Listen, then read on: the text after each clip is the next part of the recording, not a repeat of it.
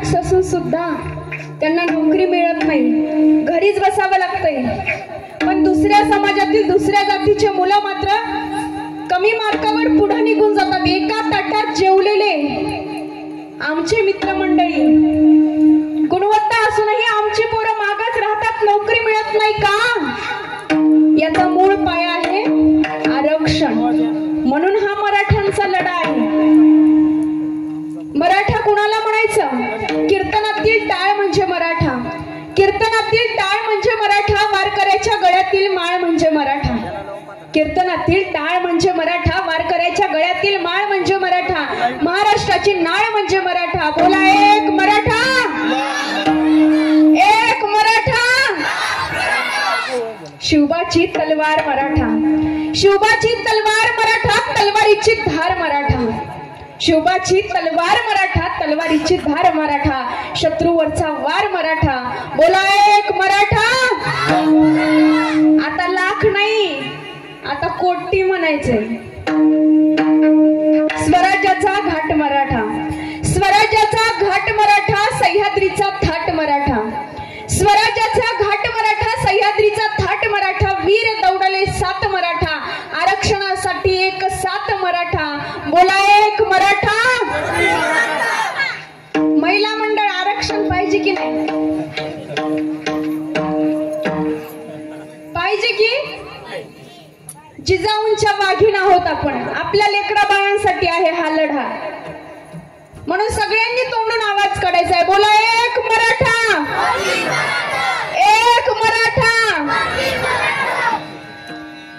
या मराठ्याच्या वाघाला आपल्या सगळ्यांना मिळून पाठबळ द्यायचे। विरोध करणारे लोक विरोध करतात, बॅनर हटवले जातात आज मनोज जरांगे पाटलांचे काही ठिकाणी, पण आमच्या मराठ्यांच्या मनामध्ये बॅनर केले मनोज जरांगे पाटलांनी, ते तुम्ही नाही हटवू शकणार। विरोध त्याही काळी झाला, विरोध संतांना झाला। देहू मध्ये जन्माला आलेले आमचे तुकोबराय, तुकाराम तुकाराम नाम घेता कापे यम, धन्य तुकोबा समर्थ, जेने केला हा पुरुषार्थ, जळी दगडा सहित वह्या, तारिल्या जैशाला ह्या, मणे रामेश्वर भट्ट द्विजा, तुका विष्णू नाही दुजा। अशी ज्यांची ख्याती आहे, तुकाराम तुकाराम दो नाम एक अंग, उनका सेतु भंग या इनका सेतु अभंग असं म्हटलंय। बघा, त्रेतायुगात एक सेतू बांधला रामरायांनी, काळाच्या ओघात तो सेतू भंग पावला, पण या तुकोबरायांनी, या रामानं जो अभंग नावाचा सेतू बांधलाय, तो आज 450 वर्षानंतर सुद्धा तुमच्या माझ्या मनावर अधिराज्य गाजवतोय। महाज्ञान देती जयाला, जया भंग नाही असे ते अभंग। विठ्ठल विठ्ठल।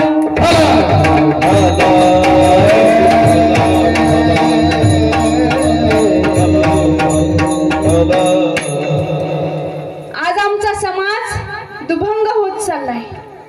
भाऊ भावाला बोलायला तयार नाही, बहीण बहिणीला बोलायला तयार नाही, सख्खे भाऊ रोज भांडणं घरात। पण या दुभंगणाऱ्या समाजाला एकत्रित करण्याची ताकद फक्त आणि फक्त संत वाङ्मयामध्ये आहे, फक्त आणि फक्त या पोथी पुराणांमध्ये आहे। म्हणून भागवत धर्म मंदिराच्या कळस्थानी जे शोभले असे आमचे तुकोबर आहे, लोकांनी वेड्यात काढलं। तुकोबरांनी लोकांना वेड्यात काढलं, लोकांनी काढलं। तुकोबरा असे जायचे मंदिरात तर लोक म्हणायचे, बघा येडा तुक्या निघाला। वेड्यात काढलं लोकांनी, तरी तुकोबरांनी लक्ष दिलं नाही। तुकोबरांनी त्यांना सांगितलं, मी जी भक्ती करतो ना, माझ्या येण्याचं प्रयोजन काय आहे? आपल्या येण्याचं प्रयोजन तुकोबराय सांगतात, मी का आलो? आम्ही वैकुंठवासी आलो या तुकारामाची, आम्ही वैकुंठवासी आलो या तुकारामाची,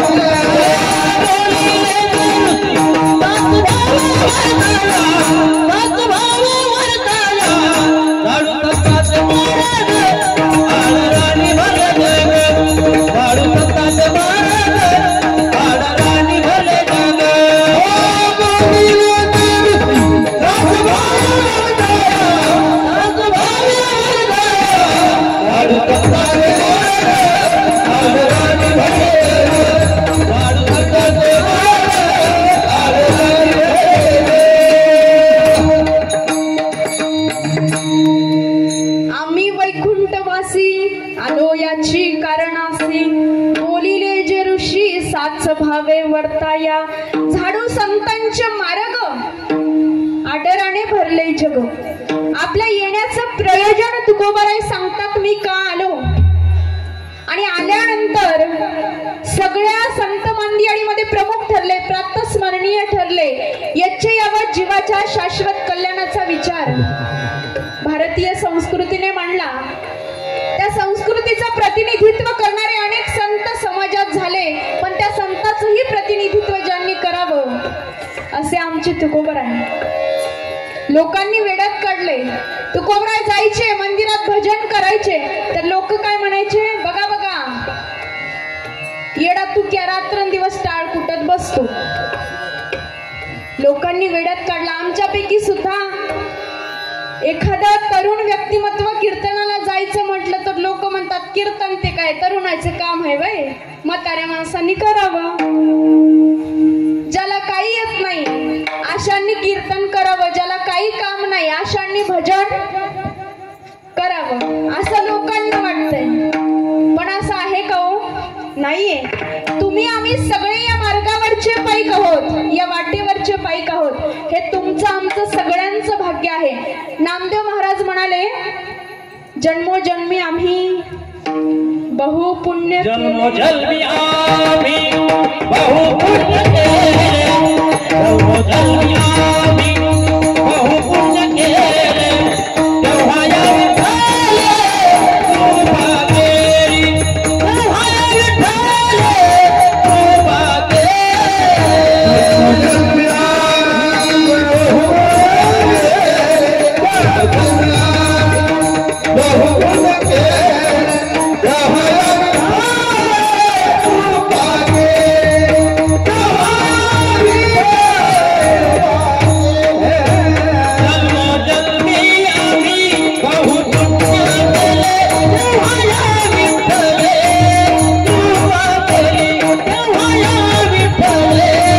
कृपा केली।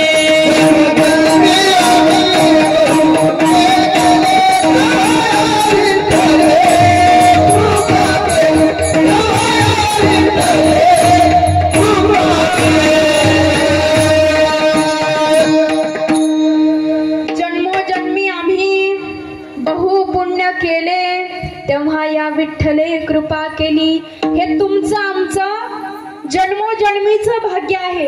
कीर्तनाला कोण येतो? बहुत सुकृताची जोडी, बहुत सुकृताची जोडी, बहुत सुकृताची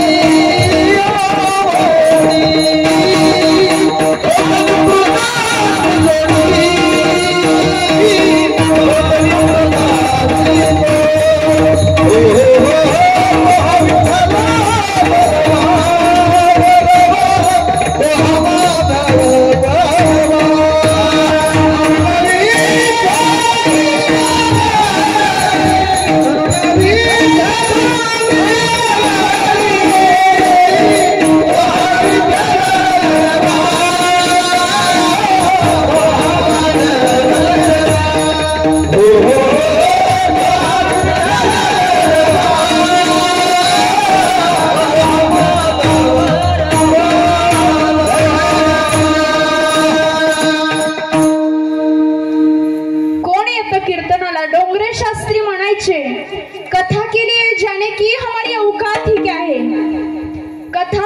जाने की हमारी औकात ही क्या है, कथा के लिए तो वो जाते हैं जिनको बाके बिहारी बुलाते हैं। म्हणजे कथेसाठी तर ती माणसं येतात ज्यांना परमात्मा स्वतःहून बोलवतो. आज भगवंतानं तुम्हा आम्हाला स्वतःहून बोलवलंय. आम्ही मराठी मराठी म्हणून स्वतःचा फार अभिमान व्यक्त करतो. आम्ही महाराष्ट्रातले माणसं, आम्ही मराठी, आम्ही मराठी. पण कुणाला म्हणायचं मराठी? कुणाला म्हणायचं मराठी? आचार्य अत्रेंनी व्याख्या केली आहे मराठी माणसाची. कुणाला म्हणायचं मराठी? ज्याला ज्ञानोबांची एक तरी ओवी पाठ आहे. बघा बरं, लक्षपूर्वक ऐका. ज्याला ज्ञानोबांची एक तरी ओवी पाठ आहे. 12व्या शतकात ब्रह्मविद्येचा सुकाळ ज्या ज्ञानोबारायांनी केला आणि माझा मराठाची बोलू कौतुके, परी अमृता तेही पैजा जिंके, असा माय मराठीचा खऱ्या अर्थी गौरव ज्या ज्ञानोबारायांनी केला त्यांच्या भावार्थ दीपिकेतील एक तरी, फार नाही. आणि दुसरी अट म्हणजे ज्याला माझ्या तुकोबरायांचा एक तरी अभंग पाठ असेल. आणि तिसरी अट म्हणजे काय सांगते मराठी कुणाला म्हणायचं? ज्याने माझ्या छत्रपती शिवाजी महाराजांचा, शिवछत्रपती प्रभूचा एक तरी गड, एक तरी किल्ला पायाखालनं घालून आणलाय त्याला म्हणायचं मराठी. विठ्ठल विठ्ठल.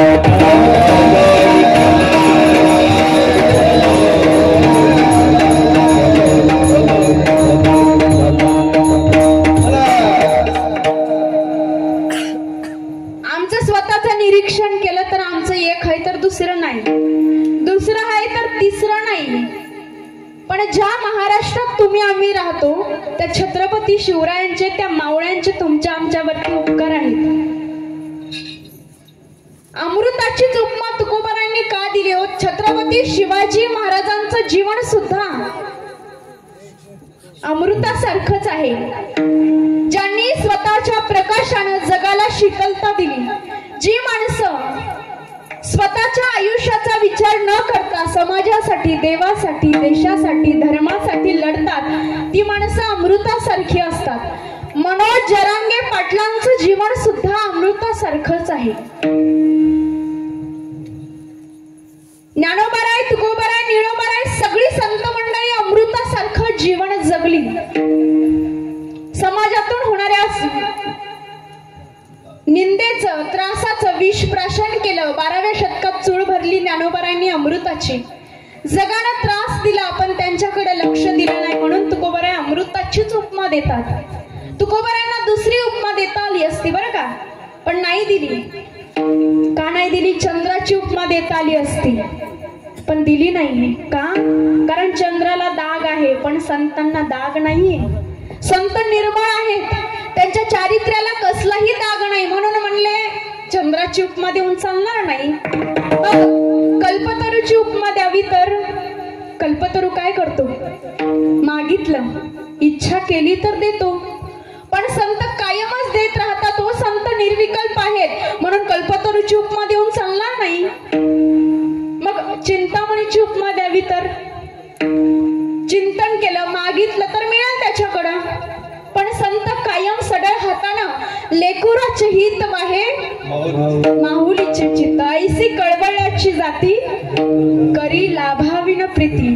संतांचं हृदय आईसारखं आहे. आई जशी आपल्या लहान बाळाला दूध भात भरवते तिचा कुठलाही स्वार्थ नसतो. संतांचं हृदय आईसारखं आहे म्हटले. मग कल्पतरूची, चिंतामणीची उपमा नाही, चंद्राची नाही, सूर्याची. सूर्य काय करतो? प्रकाश देतो. प्रकाश देत असला तरी सूर्य दाहक आहे पण संत दाहक नाहीयेत. मृदू सबाह्य नवनीत तैसे सज्जनाचे चित्त. सूर्याची उपमा देत नाही, चंद्राची नाही, कल्पतरूची नाही, चिंतामणीची नाही. एकमेव तुकोबाराय उपमा देतो संतांना अभंगाच्या पहिल्या. अमृताची फळे,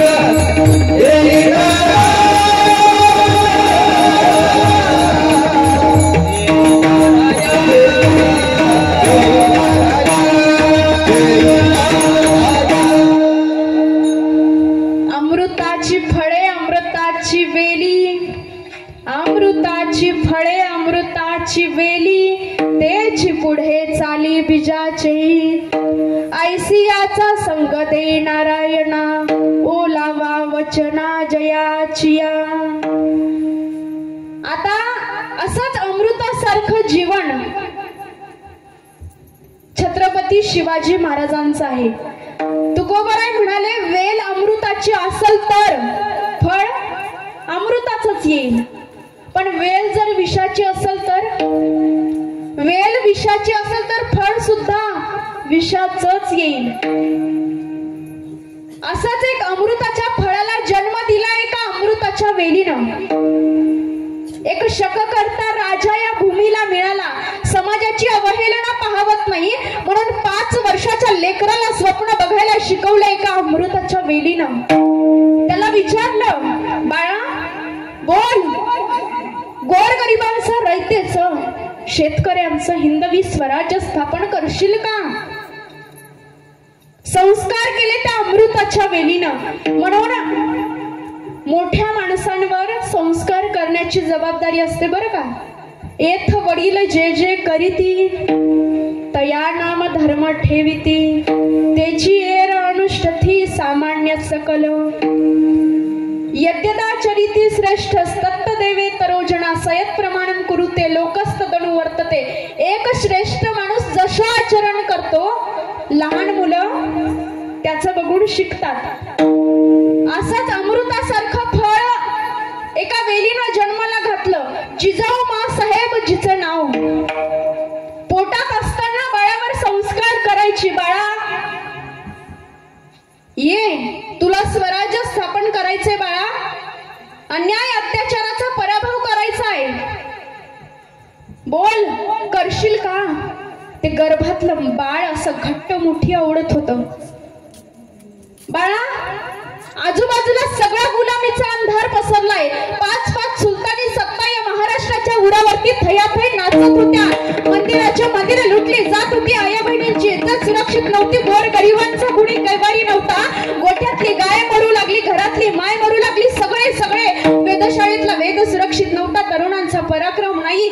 स्त्रियांचं शील राखलं जात नव्हतं. वृद्धांचं जीवन सुरक्षित नव्हतं. काहीच सुरक्षित नव्हतं या महाराष्ट्रात. आणि अशा वेळी एका अमृताच्या वेलीनं पोटातल्या बाळाला सांगावं, बाळा तुला स्वराज्य स्थापन करायचंय, बोल करशील का? आणि अखेर तो दिवस उजाडला. 19 फेब्रुवारी 1630 शिवनेरी किल्ल्यावर छत्रपती शिवाजी महाराजांचा जन्म. यदा यदा हि धर्मस्य ग्लानिर्भवति भारत अभ्युत्थानमधर्मस्य तदात्मानं सृजाम्यहं परित्राणाय साधूनां विनाशाय च दुष्कृतं धर्म संस्थापनार्थाय संभवामी युगे युगे. छत्रपती शिवाजी महाराजांचा जन्म आई जिजाऊच्या पोटी झाला.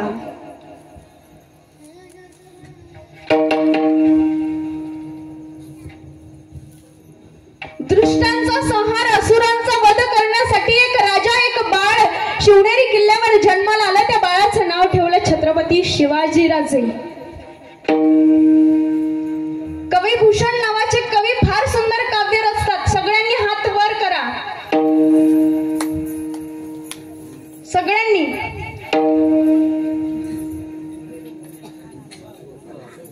त्या काळचं कवी भूषणचं काव्य, इंद्रजिमी जांब पर वाण उंच आत्म पर रावण सतप पर रघुकुल राजने कोणबारी पाह पर सपुरती नाह पर जोसास पाह पर रामदीज राज है आवाज मदंड पर चिता मृगचुंड पर भूषण विद्वंद पर जैसे मृगराज है तेज कमान सपर घटजिमी कंस पर कोमली छपंस पर जय शिवराज है, जय शिवराज, जय शिवराज, जय शिवराज. बोला छत्रपती शिवाजी महाराज की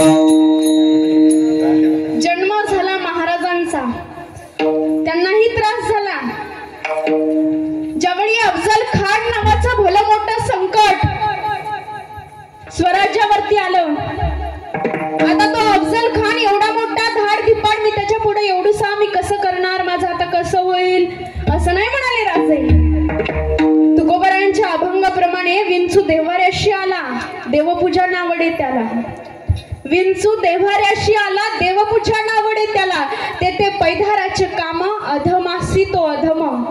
आपल्याच देवी देवतांचे मंदिर फोडणाऱ्या अफजल खानाला नाही सोडलं राजांनी.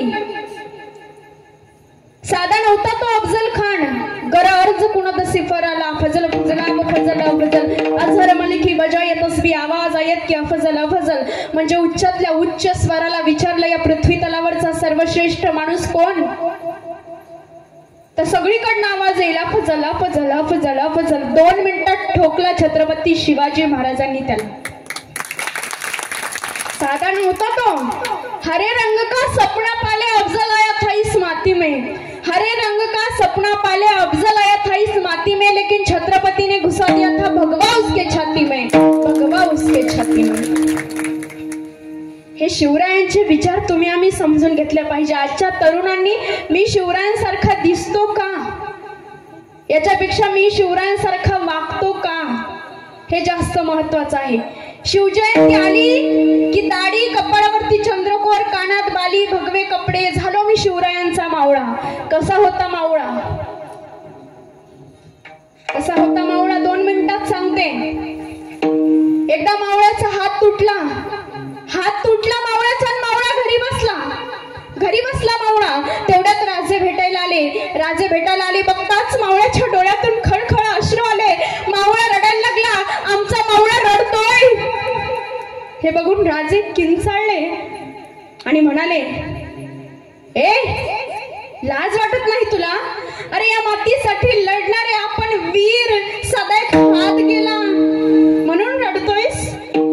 त्यावेळेस मावळ्यानं काय सुंदर उत्तर दिलं, राजा हा हात काय, हा देह काय, हे संपूर्ण जीवन तुमच्या समर्पित केलंय. राजा हात गेला म्हणून कधीच रडणार नाही. राजा रडतोय तो याच्यासाठी. आज माझा राजा, माझा शिवबा आज पहिल्यांदा या मावळ्याच्या झोपडीत आलाय आणि त्यांना वाकून मुजरा करायसाठी माझ्याकडे आज हात नाही. राजा माझ्याकडे हात नाही. याला म्हणायचं निष्ठा. एवढी निष्ठा पाहिजे. आमच्या पोरांची आहे. आई वडिलांना घराबाहेर काढणारी आमची पोरं, व्यसनाच्या आहारी गेलेली आमची पोरं, प्रत्येक पोरीकडे वाईट नजरेनं बघणारी आमची पोरं. तुम्हाला शिवराय व्हायचे तर माझं एक वाक्य ऐका. अरे वाईट व्यसनात कधीच घसरू देऊ नका तुमचा पाय. वाईट व्यसनात कधीच घसरू देऊ नका तुमचा पाय. दारू, गुटखा, तंबाखू हे असलं करून तुम्हाला मिळतंय तरी काय? अरे अर्ध्या रात्री 12 वाजता एखादी पोरगी दिसलीच तर तिला समजा तुम्ही तुमची माय. तुम्हीच असाल या कलयुगातले खरे शिवराय. तुम्हीच असाल विठ्ठल.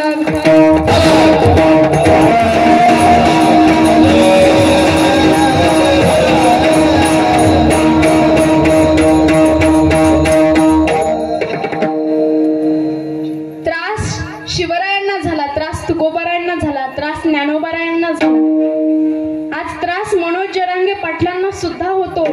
मनोज जरांगे पाटील मॅनेज होत नाहीत. मनोज जरांगे पाटील फुटले जात नाहीत. मनोज जरांगे पाटील विकले जात नाहीत. म्हणून मनोज जरांगे पाटलांना बदनाम करण्याचा प्रयत्न केला जातोय. पण आता सावधान राहा मराठ्यांनो. आता लढाई अंतिम टप्प्यात येऊन पोहोचली. आपल्याला मराठ्यांची ताकद येणाऱ्या निवडणुकीमध्ये सरकारला दाखवून द्यायची. आता शांत नाही बसायचं. येणाऱ्या 30 तारखेपर्यंत आपल्या गावातील यादी जरांगे पाटलांनी जसं सांगितलंय तसं त्यांना नेऊन द्यायची. आपलं जसं मत आहे. आपल्याला आता तुमचे पक्ष, तुमचे नेते, तुमचे प्रेरणास्थान, तुमचे खासदार साहेब, तुमचे भैया साहेब चुलीत घाला. ते एकही नेता तुमचा काहीच कामाचा नाही. जर तुम्हाला समाजापेक्षा पक्ष आणि बापापेक्षा राजकीय नेता मोठा वाटत असेल तर तुमच्या येणाऱ्या पिढ्या बर्बाद होतील. म्हणून आता सावध व्हा. आता आमचा कोणता पक्ष नाही, आमचा कोणता नेता नाही. आमचा एकच पक्ष, आमचा एकच नेता, ते म्हणजे मराठा आरक्षण. आणि मराठा आरक्षण, मराठा आरक्षण. आमच्या लेकरांची अवस्था काय झाली. 90-95 वाला म्हशीच्या मागे जातोय, 40-45% वाला डॉक्टरच्या खुर्चीवर. हा कुठला न्याय आहे. तुम्हाला एक गोष्ट सांगते छोटीशी. एकदा जंगलाला भयान आग लागलेली असते. भयान आग लागते जंगलाला. सगळे प्राणी धावत जातात. हत्ती, घोडा, वाघ, सिंह सगळे आपापला जीव वाचवण्यासाठी धावत जातात. भयान आग जंगलाला लागली आणि अशा वेळी एक चिमणी काय करते. चिमणी पाणी घेते, चोचीत पाणी भरते, जाते त्या आगेवर जाऊन शिंपडते, येते परत आपल्या चोचीमध्ये पाणी भरते, जाचे त्या आगेवर जाऊन शिंपडते, आग विझवण्याचा प्रयत्न करते. चिमणी अशी खूप वेळा करते, येते आपल्या चोचीत पाणी भरते, जाते आग विझवते, परत येते, परत आपल्या छोट्याशा चोचीत पाणी भरते, परत जाते, परत आग विझवते. हे सगळं बघतो एक मोठा हत्ती. आणि हत्ती म्हणतो, चिवताई तू केवढूशी, तुझी चोच केवढूशी, त्याच्यानं ती आग विझणार आहे वय. तर चिवताई फार सुंदर उत्तर देते. चिवताई म्हणते, हत्ती दादा तू मोठा आहेस, तुझ्या सोंडीमध्ये पाणी जास्त मावतं, तू आग विझवू शकतोस, पण तू विझवत नाहीस. पण मी निदान आग विझवते तरी. का? कारण ज्या वेळी या आगीचा इतिहास लिहिला जाईल त्या वेळी आग लावणाऱ्यामध्ये नाही तर आग विझवणाऱ्यामध्ये या चिमणीचं नाव मात्र लिहिलं जाईल. म्हणून ज्या वेळी आरक्षणाचा इतिहास लिहिला जाईल त्या वेळी आपल्या पिंपरी गावाचं नाव सुद्धा सुवर्ण अक्षरांनी लिहावं, यासाठी आपले प्रयत्न आहेत. त्रास ज्ञानोबारायांना झाला जगाच्या कल्याणा संतांच्या विभूती, देह कष्टविती परोपकारी. जगाच्या कल्याणासाठी संत येतात, पण त्यांना किती त्रास होतो. किती त्रास होता माझ्या महावैष्णव ज्ञानोबारायांना.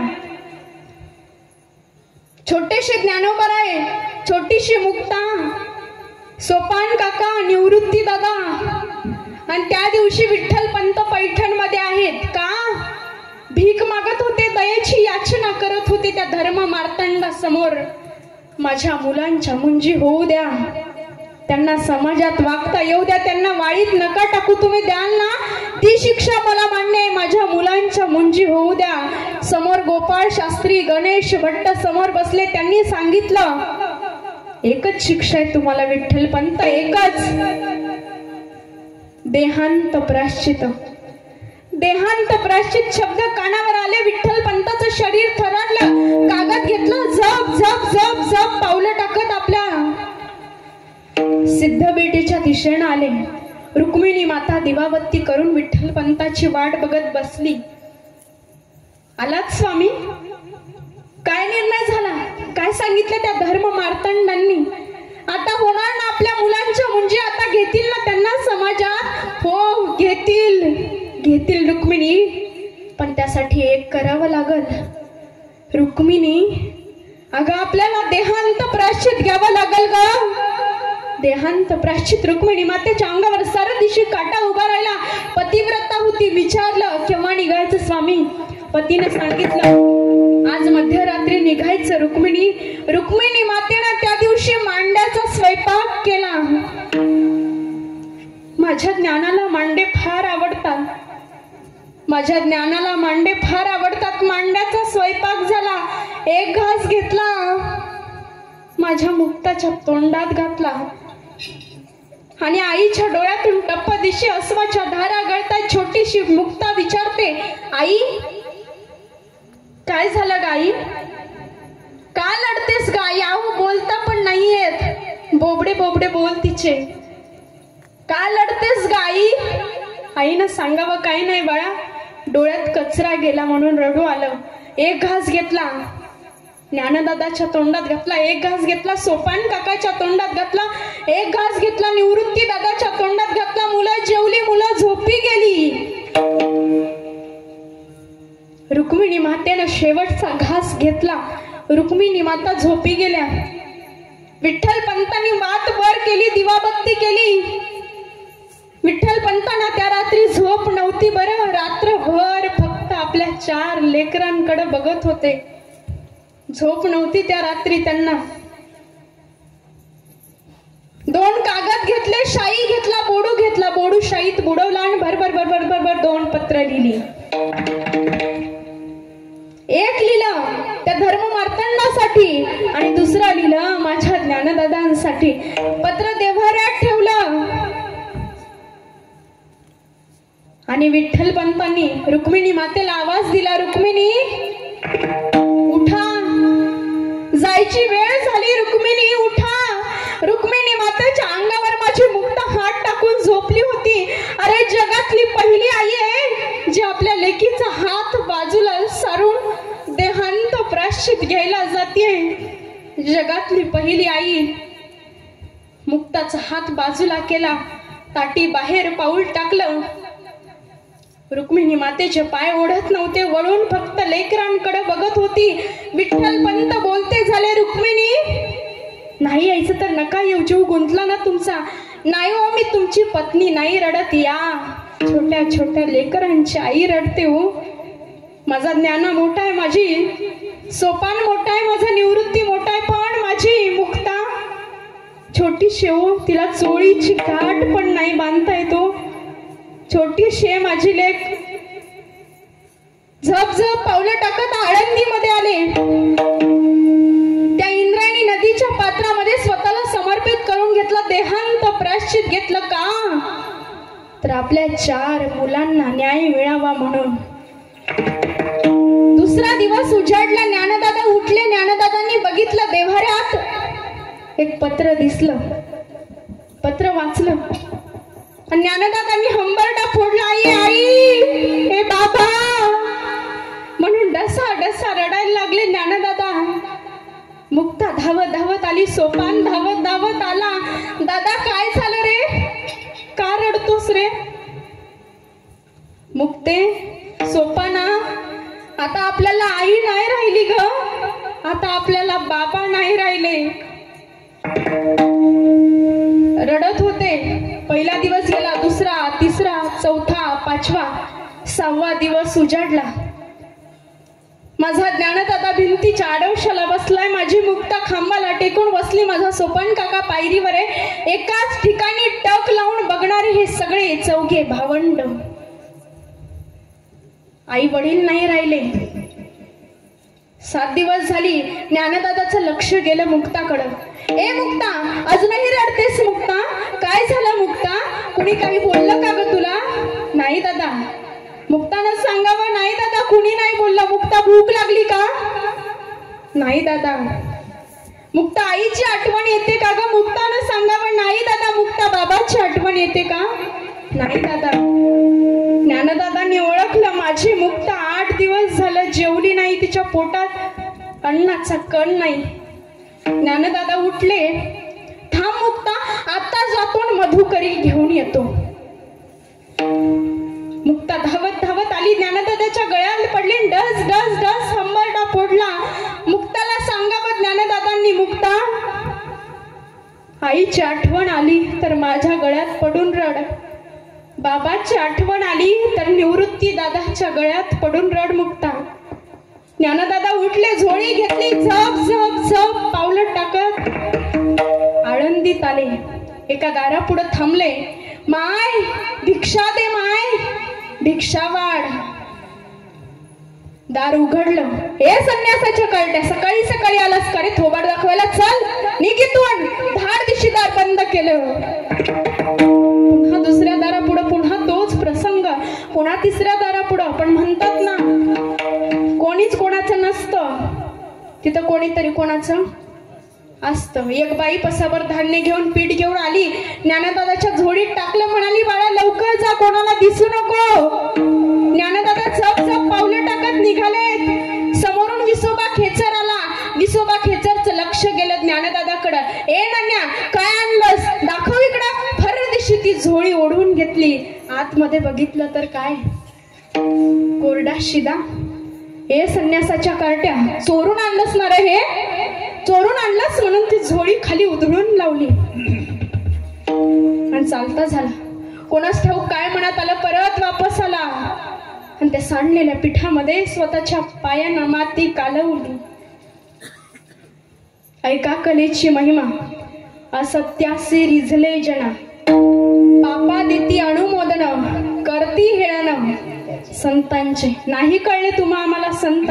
ज्ञानदादा आले, झोळी फेकून दिली, कुटी आत गेले, समाधीस्थ अवस्थेत बसले. मुक्तानं पाहिलं, ताटी उघडा दादा, ताटी उघडा ज्ञानेश्वरा, ताटी उघडा ज्ञानेश्वरा. योगी पावन मनाचा, साहे अपराध जनाचा.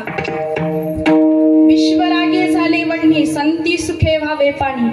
शब्दे शस्त्रे झाले क्लेश, संती मानावा उपदेश. विश्वपट ब्रह्मदोरा, ताटी उघडा ज्ञानेश्वरा, ताटी उघडा ज्ञानेश्वरा.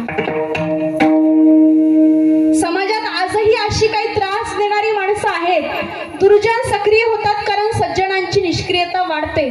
सज्जन निष्क्रिय होतात म्हणून दुर्जनांचं तोंड चालतं.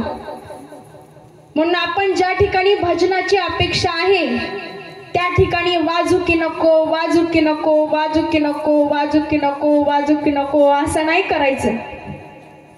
खानकण टाळीचा आवाजान मुखातून भजन आलंच पाहिजे. विठ्ठल विठ्ठल.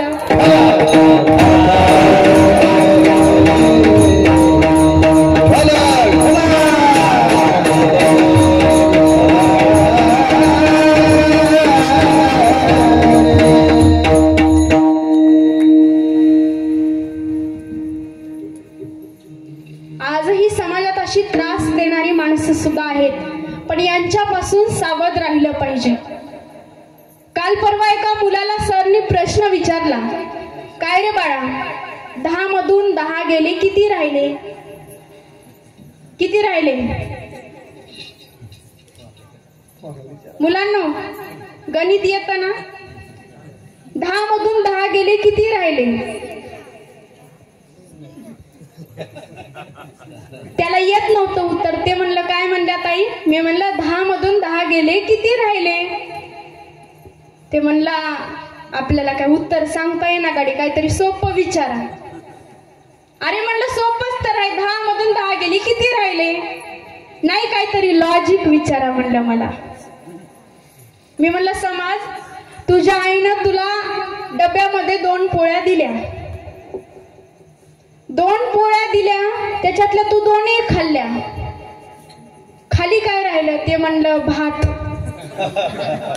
विठ्ठल विठ्ठल.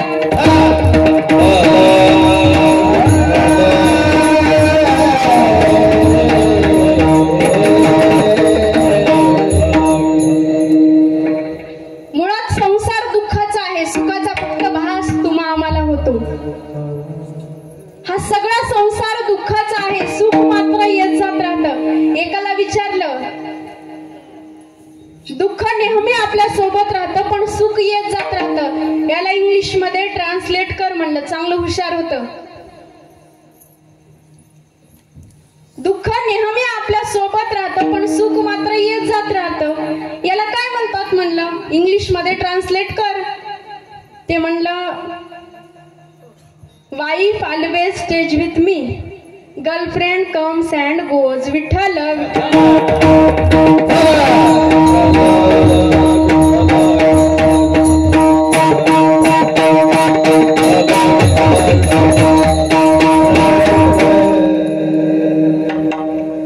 दुःख तुकोबरायांच्या आयुष्यात होते, पण तुकोबराय बरं झालं म्हणले. बरे झाले देवा आता, निघाले दिवाळे, परी या दुष्काळे पिढा केली. बरं झालं म्हणले देवा, दुष्काळ पडला. बरं झालं देवा, बाईल कर्कशा, बरी ही दुर्दशा जना माझं.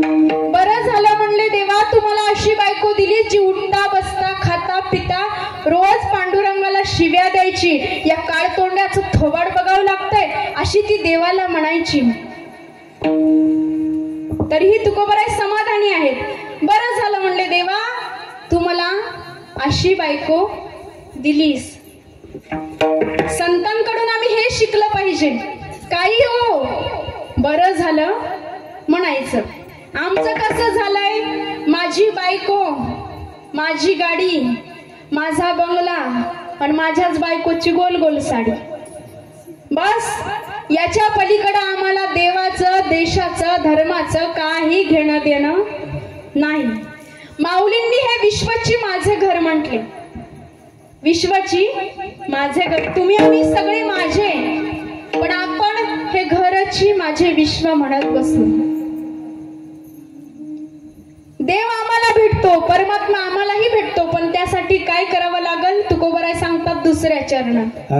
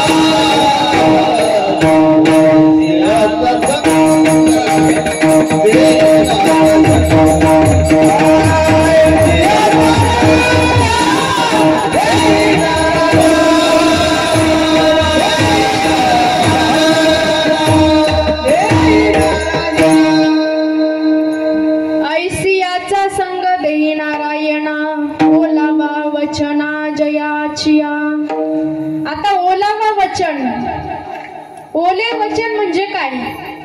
शब्द कसे भिजवायचे हो? शब्दावर पाणी ओतायचं का? नाही. वाणी कशी वापरायची, कसं बोलायचं? तुकोबराय सांगतात, देवा तुम्हाला अशांचा संग दे ज्यांच्या वचनामध्ये ओलावा असल. साच आणि मवाळ, मिथले आणि रसाळ, शब्द जैसे कल्लोळ अमृताचे.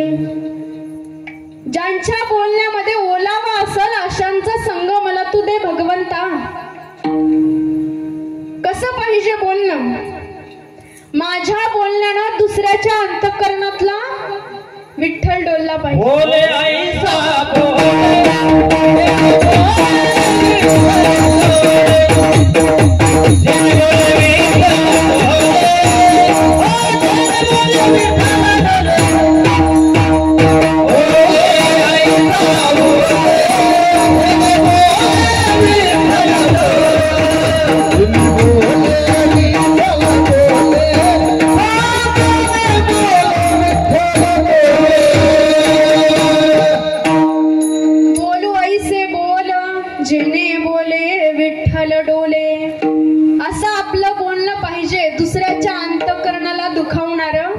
नाही.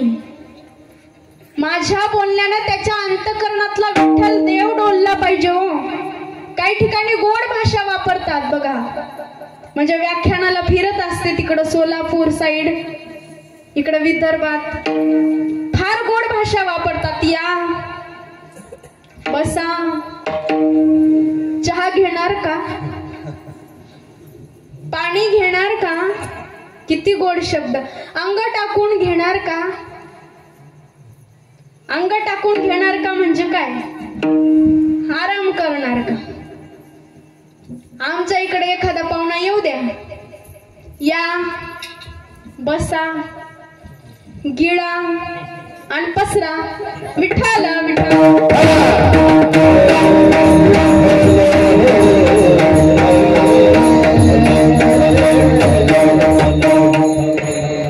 नाहीतर मग चहा डोसा असं आपलं बोलणं. पण आपलं बोलणं कसं पाहिजे? माझ्या बोलण्यात विठ्ठल पाहिजे, माझ्या चालण्यात विठ्ठल पाहिजे. बोलावा विठ्ठल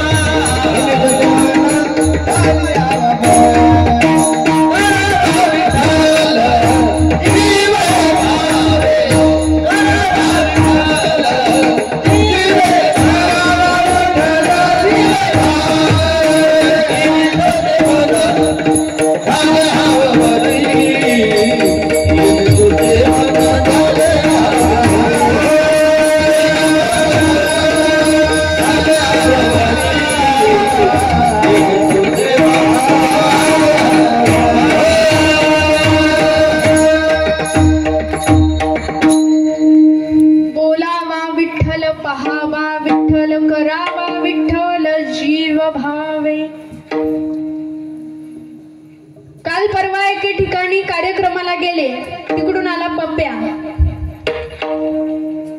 पप्प्या म्हणाला इथं कोणी असेल तर मनावर घेऊ नका.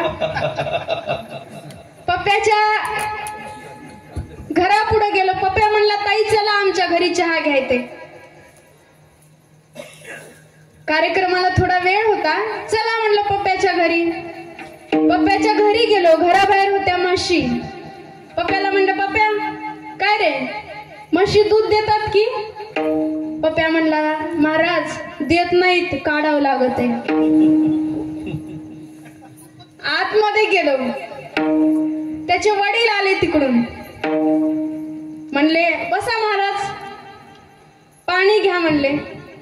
नाही म्हणलं काका मला सर्दी झाली. अहो घ्या हो, चांगलं थंडगार पाणी आहे. मी म्हणलं काका खरंच मला सर्दी झाली हो, पाणी लय थंड आहे. काका म्हणले महाराज जात नसल सर्दी तर घेऊन बघा अर्धी.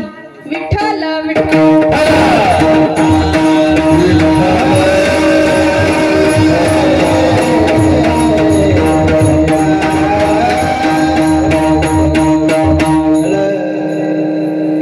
मग आम्हाला संतांचा संग करायचा आहे, पण संतांना ओळखायचं कसं? कसं असतं त्यांचं सेवन, कसं असतं त्यांचं खाणं, कसं असतं त्यांचं पिणं? तुकोबराय सांगतात तिसऱ्या उत्तम सेवन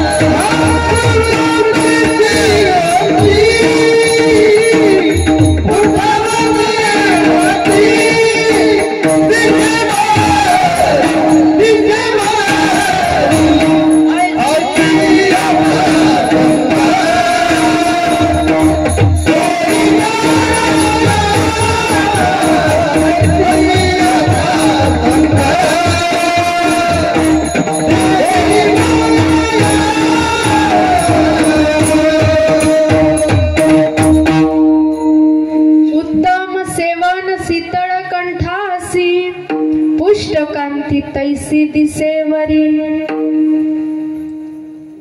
ज्यांचं खाणं चांगलं असेल, ज्यांचा कंठ चांगला असेल, अशांचा संग मला तू दे भगवंता. आणि पुष्ट कांती म्हणजे काय तर बॉडी, आपली शरीरयष्टी कशी असावी. पुष्ट कांती तैसी दिसेवरी. जुन्या काळात बघा छत्रपती शिवाजी महाराजांच्या मावळ्यांची कशी होती शरीरयष्टी. एक एक मावळा 10 हत्तीला भारी पडायचा. मनगटात ती ताकद होती, छातीत ती धग. समोरून वाघ जरी आला तरी त्या वाघाला सुद्धा फाडण्याची तयारी मावळ्यांची होती. असंच ज्यावेळी भगतसिंगांना फाशीची शिक्षा होत होती त्या दिवशी भगतसिंग व्यायाम करत बसले. ज्या दिवशी फाशी त्या दिवशी व्यायाम, ज्या दिवशी फाशी त्या दिवशी व्यायाम. जेलरला आश्चर्य वाटलं. जेलरला विचारलं, भगतसिंग काय हो, तुम्हाला माहित नाही तुम्हाला आज फाशी होणार आहे. भगतसिंग म्हणले, जेलर साहेब मला चांगलंच माहित आहे की मला आज फाशी होणार आहे. मग तुम्ही आज व्यायाम का करता, आज तुम्ही मरणार आहात. त्यावेळेस भगतसिंगांनी फार सुंदर उत्तर दिलं. भगतसिंग म्हणाले, जेलर साहेब त्याचं काय ना, मी जेव्हा छोटा होतो, मी जेव्हा लहान होतो तेव्हा माझी आई देवपूजा करायची आणि मला बागेत फुलं आणायला पाठवायची. मी ही बागेतली सगळी फुलं घेऊन यायचो, आईच्या जवळ द्यायचो. पण सगळीच फुलं आई देवाला वाहायची नाही, तर त्यातली काहीतरी गोंडस, टवटवीत, पांढरी शुभ्र फुलं निवडून आई देवाला वाहायची.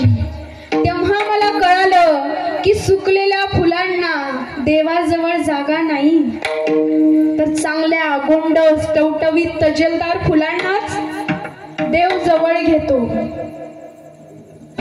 मग मी आज माझ्या भारत मातेसाठी समर्पित होतोय, मी माझ्या देशासाठी फासावरती जातोय. मग मी सुकलेलं शरीर घेऊन कसं जाऊ, म्हणून मी व्यायाम करतोय. याला म्हणायचं देशभक्ती, याला म्हणायचं देशाप्रती असणारी निष्ठा. छत्रपती धर्मवीर शंभूराजांचे सुद्धा डोळे काढले, जीभ छाटली, हात छाटले, पाय छाटले, तरी संभाजीराजे झुकले नाहीत, वाकले नाहीत, थकले नाहीत. ये संभा 1000 बार जिएगा, 1000 बार मरेगा, लेकिन अपना हिंदू धर्म कभी नहीं छोड़ेगा, अपना हिंदू धर्म कभी नहीं छोड़ेगा.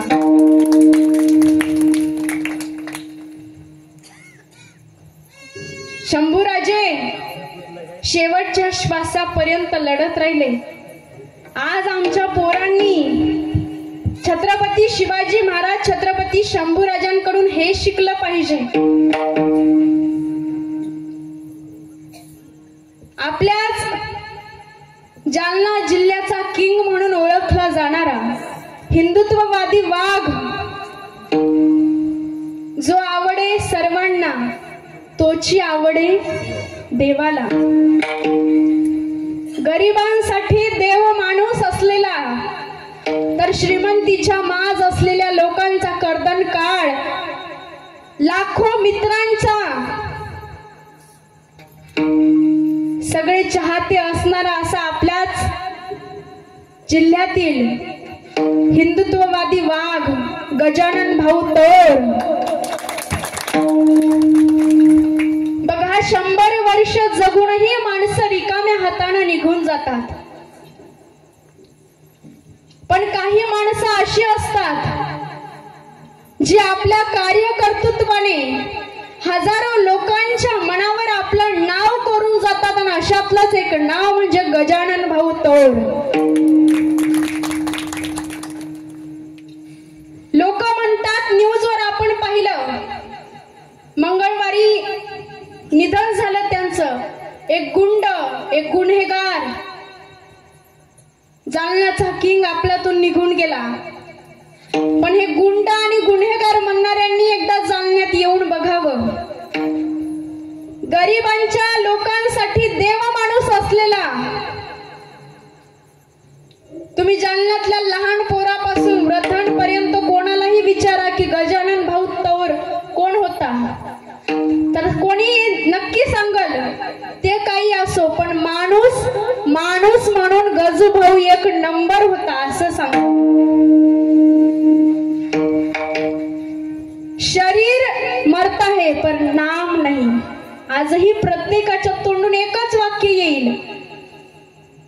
स्मशानात मंगळवारी त्यांचा अंत्यविधी झाला. स्मशानात उभं राहायला जागा नव्हती. ह्या गर्दीवरून आपल्याला समजेल की माणूस काय होता ते. उगाच पैसा तर कोणीही कमवतो, पैशाला काय, पैसा कोणीही कमवतो, पण नाव कमवता आलं पाहिजे. ते नाव गजानन भाऊ तौर यांनी कमवलंय, ते सिद्ध करून दाखवलंय. म्हणजे छत्रपती शिवाजी महाराज, छत्रपती संभाजी महाराज आपल्या देव देश धर्मासाठी लढत राहिले. आमच्या तरुणांनी त्यांचा आदर्श घेतला पाहिजे. आमचं कसं झालंय, माझा संसार माझी लेकरं बस, याच्या पलीकडे कोणी काही नाही. आमचा संसार संसार संसार. पण त्या रावणाचा संसार केवढा होता हो. त्या रावणाचा संसार केवढा होता. एकट्या रावणाला 80,000 बायका. किती? 80 सहस्त्र भार्या लंकेशा. 80,000 बायका. बरं, त्या 80,000 बायका नुसत्या करून ठेवल्या नव्हत्या. 80,000 बायकाचे 1,00,000 पोरं. किती? 1,00,000 पोरं. 1,00,000 पोरायच्या 1,00,000 सुना. ते बी त्यानं एक एक केली असेल तर. एवढा मोठा संसार त्या रावणाचा. आपल्या गावरान भाषेत सांगू, स्वतंत्र मतदारसंघच. फॉर्म भरणे निवडून येणे, फॉर्म भरणे निवडून येणे, प्रचाराच्या सभाच घ्यायच्या नाही. एवढा मोठा त्याचा संसार. पण त्या रावणाला मुलगी मात्र एकच होती. काय नाव त्या मुलीचं? कोणी सांगा. रावणाच्या मुलीचं नाव काय? कोणी सांगा. 500 रुपये घेऊन जा. द्यावं 500 रुपये. नाव सांगितलं तरच द्यायचे. कोणी सांगा. उसने बरं का. कार्यक्रम झाला तुमचे, तुम्हाला परत करेन. कोणी सांगा रावणाच्या पोरीचं नाव काय?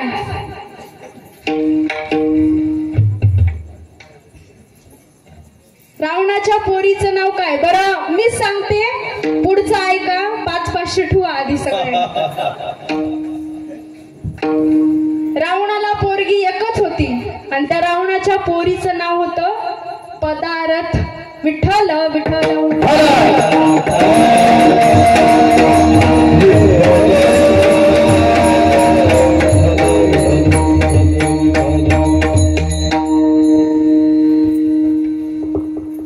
असं आम्ही देव देश धर्मासाठी समाजासाठी लढलं पाहिजे. मनोज जरांगे पाटील समाजासाठी आज लढतात, पण त्यांना विरोध करणारी लोक सोडत नाहीत. काल परवा कोणीतरी म्हटलं की JCB मधून फुलं उधळता, 100 एकर मोसंब्याचा बाग तोडून टाकता, हीच का तुमची मागासता? त्यांना मी एकच सांगल, JCB मधून फुलं उधळले म्हणून गुन्हे दाखल करण्यात आले काही जणांवर. का तर यांच्यावर कोणी JCB मधून फुलं उधळत नाही म्हणून. एवढं सांगेल त्यांना मी, फुलं आमचे, फुलं आमचे, JCB आमची, माणूस आमचा, पण तुमच्या पोटात का दुखतंय? आज यांच्या पोटामध्ये दुखायला लागला एवढा सारा समाज. मनोज जरांगे पाटील या संघर्ष योद्ध्याच्या पाठीशी आहे. काल परवा एक बाबा म्हणाले, त्यांचा व्हिडिओ व्हायरल झालता बघा, मराठ्यांनी आपल्या जमिनी बाया नाचवण्यामध्ये घालवल्या. त्यांना मी एकच सांगल, मराठ्यांनी बाया नाचवल्या नाही तर मराठ्यांनी बाया वाचवल्यात. ज्यावेळी भूदान चळवळ होती त्यावेळी भूदान चळवळीमध्ये मराठा समाज अग्रेसर होता. म्हणजे जेव्हा जमिनी दान करायच्या होत्या मंदिरासाठी, शाळेसाठी, तेव्हा मराठा अग्रस्थानी होता. मराठ्यांच्या जमिनी का गेल्या हे सगळ्यांनाच माहिती आहे. अहो 100 एकर शेती होती पाटलांकडे, पण आता आहे का? नाही. आता 1.5 आणि 2 एकराचा पाटील. समजा तुमच्या पूर्वजांकडे 100 एकर शेती, त्यांना 4 मुलं, प्रत्येकाच्या वाट्याला किती? झोपले काय? प्रत्येकाच्या वाट्याला किती? 25. परत त्यांना 2 मुलं, प्रत्येकाच्या वाट्याला किती? 12.5. परत त्यांना 2 मुलं, 6 एकर. परत त्यांना 2, 3. परत त्यांना 2 मुलं, 1.5 एकर. परत 3. इथपर्यंत ठीक. आता 1.5 एकर मध्ये जगायचं कसं? पोटाची खळगी भरायची कशी? आणि लेकराच्या शाळेसाठी लाखोची फी भरायची कुठून? आमच्या शेतकरी बापावर निर्माण झालेला हा प्रश्न आहे. आमचा बाप शेतामध्ये राबतो, काबड कष्ट करतो, माय घाम गाळते, तरीही आमच्या लेकराच्या वाट्याला काय? काहीच नाही. म्हणून हा आरक्षणाचा लढा आहे. आता नाही थांबायचं. आता आरक्षण घेतल्याशिवाय सोडायचं नाही. आता निवडणुकीमध्ये सरकारला यांची जागा दाखवून द्यायची, आपल्या मराठ्यांची एकी दाखवून द्यायचे. म्हणून अनेक वादळं पेललीत तुम्ही, जरांगे पाटील, अनेक वादळं पेललीत तुम्ही, असा मला विश्वास आहे. तुमच्या पायाशी जमीन आणि पाठीशी आकाश आहे. तुमच्या पायाशी जमीन आणि पाठीशी आकाश आहे. या मातीत पाय घट्ट रोवून तुम्ही सह्याद्री सारखे ताट आहे. या मातीत पाय घट्ट रोवून तुम्ही सह्याद्री सारखे ताट आहे. आणि जाऊन सांगा त्या वादळांना, तुमची मनोज जरांगे पाटलाशी गाठ आहे. तुमची मनोज जरांगे पाटलाशी ही गाठ आता सुटू देऊ नका. आपल्या लेकरा बाळांची लढाई आहे. आता नाही तर आरक्षण कधीच नाही भेटणार. आमच्या अंतरवालीत माया बहिणींची डोकी फोडली. लहान मुलं होती हो, त्यांच्या अंगातनं घळघळ रक्त वाहत होतं. काय चूक त्यांची? अंतरवालीला कीर्तन होतं माझं. गेलते त्या गावामध्ये, महिला अक्षरशः व्हिडिओ बघितला तर रक्तबंबाळ झाले. मुली सांगत होत्या, आम्ही मंदिरात उभ्या होत्या सगळ्या जणी, आमचाच माय, आमचाच बाप, आमचाच आजा रक्तबंबाळ झालाय, आमचाच भाऊ पळतो. एका घरामध्ये 200 जण लपलेत. आईच्या अंगातलं रक्त उडून लेकराच्या अंगावरती पडत होतं. काय चूक त्यांची? आम्ही आमचा न्याय मागतोय. आम्ही आमच्या हक्काचं आरक्षण मागतोय. आम्हाला दुसऱ्याच्या ताटातलं नकोय, आम्हाला आमच्या हक्काचं हवंय. यासाठी हा आरक्षणाचा लढा आहे.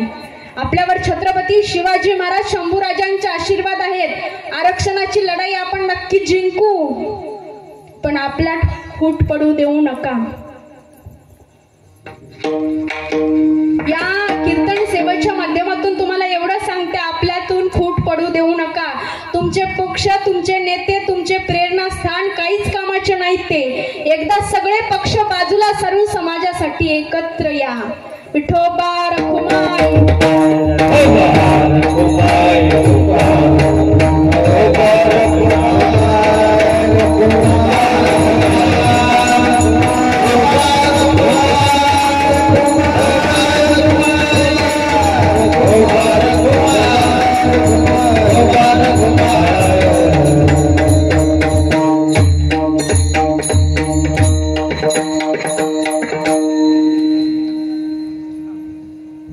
जसं चंदनाच्या झाडाच्या सहवासात दुसरी झाडं गेली तर ती सुद्धा चंदनाचाच वास देतात, तसं आपण ज्या माणसांमध्ये उठतो, ज्या माणसांमध्ये बसतो, त्यांचाच परिणाम आपल्यावर होत असतो. तुकोबाराय सांगतात शेवटच्या चरणी, तुका म्हणे तैसे